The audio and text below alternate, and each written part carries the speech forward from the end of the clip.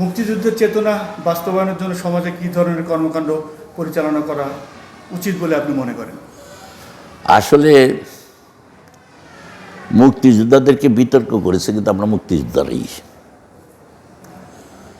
আমরা যুদ্ধে যাই সময় তো ভাবি নাই যে আমি ভাতা পাবো, যুদ্ধে বেঁচে আসবো কিনা এটা জানি না, কতদিন যুদ্ধ চলবে এটার কোনো নিশ্চয়তা ছিল না। আমরা যুদ্ধ করলাম, দেশটা স্বাধীন হলো, দেশে আসলাম। এরপরে এমন একটা পরিবেশ সৃষ্টি হয়ে গেল, আমাদেরকে দেখলেই মানুষ কীভাবে জানেন, আমি মাঝে মাঝে বলি, দেখলে আমি যখন ডিস হিসাবে লাগিয়ে কথা কই, মন্ত্রীর লাগে কথা কই, আমলা লাগে কথা কই, এরা যখন শোনে যে আমি মুক্তিযোদ্ধা, তখন এদের ইয়াতে একটা চিপ মারে, এই শালাই যেন আবার কেল্লে গাইছে। এমন একটা পরিস্থিতির সৃষ্টি করেছে আমরা মুক্তিযোদ্ধারাই। যাই হোক, এটা আমরা ভাবি নাই যে এটা এই ধরনের একটা পরিস্থিতি হবে। এর পিছনে আমি বলবো জাতির জনক বঙ্গবন্ধু,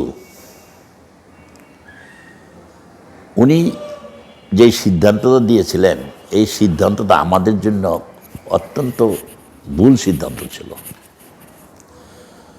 উনি বলে তোরা সংসদ কর, অরাজনৈতিক সংসদ করবি, আমি এতগুলি সম্পদ তোদের দিয়ে দিলাম, তোরা চলবি, খাবি আর ঘুমাবি, দেশের কথা তোদের আর কোনো কাজ নাই।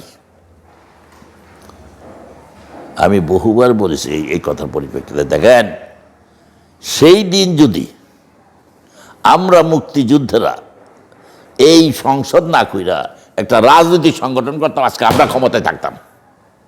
সঠিক কথা। আমরা পারি নাই।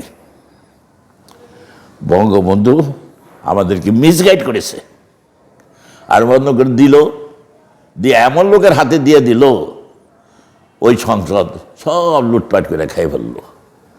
এটার হিসাবও নিলেন না। জিনিসটা যে দিলেন এটার হিসাব তো নিবেন, যে এটা আমরা ঠিক মতো মুক্তিযোদ্ধা পাচ্ছে কিনা, মুক্তিযোদ্ধা পাচ্ছে কিনা, আজকে কিছুই নাই বলা যায়। এই হলো অবস্থা। আমরা তো আমাদের সন্তানদের এখন কি করলে এই হলো অবস্থা রক্ষা করতে পারি।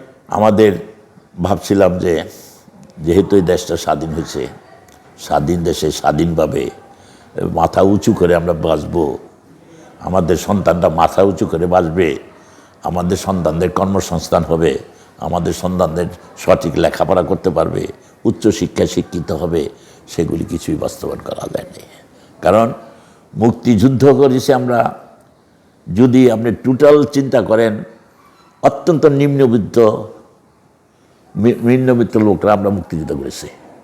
মধ্যবিত্ত 2-4 জন গেছে, নিম্নবিত্ত আমাদের না সম্পদ ছিল কিছু না, আমরা প্যান্ট পোলা লুঙ্গি পরে গিয়ে যুদ্ধ করছি, দেশটা স্বাধীন করে দিয়েছি।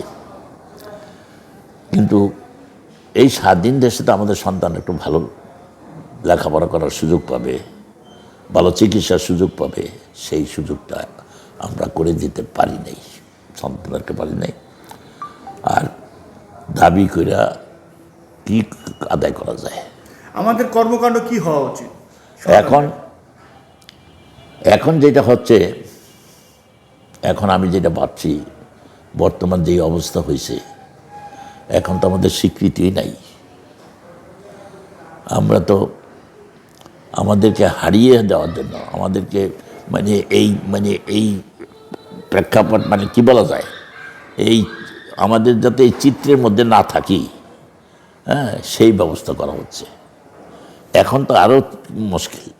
এখন তো আমরা কীভাবে অগ্রসর হবো তাইতে তো বুঝতেছি না। এখন তো আমি বুঝতে পারতেছি না কীভাবে অগ্রসর হবো, আমাদের সন্তানরা কী করবে, এরা মুক্তিযোদ্ধাদের বীরত্বগাথা ইতিহাস সংরক্ষণ ও মুক্তিযুদ্ধের চেতনা উদ্বুদ্ধকরণ কর্মশালা সহযোগে বাস্তবায়ন করছি এই 13 বছর।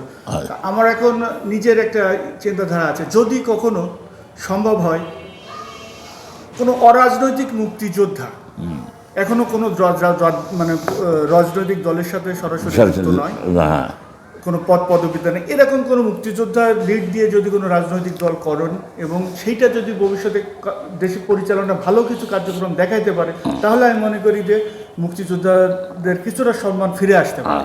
এটা হলো, এখন তো মুক্তিযোদ্ধাদের দ্বারা পারা যাবে না, মুক্তিযোদ্ধার সন্তানকে যদি উদ্বুদ্ধ করা যায় তাদেরকে যদি অর্গানাইজ করা যায়, তাদের দিয়ে যদি একটা ভালো সংগঠন করা যায়, যারা ভালো চিন্তা করবে, ভালো কাজ করবে, হ্যাঁ, তারা সেই যে আমাদের মতো ভিক্ষা করবে না, এটার থেকে ফিরে আসতে পারে, তাইলে যদি এদের সম্মানটা রক্ষা করা যায়, নাইলে তো আর কোনো পথে আমাদের দ্বারা হবে না। ধন্যবাদ আপনাকে। আমাদের দ্বারা হবে না। কমিটির পক্ষ থেকে। আচ্ছা, আপনাকে ধন্যবাদ। আপনি একজন মুক্তিযোদ্ধার সন্তান, হ্যাঁ।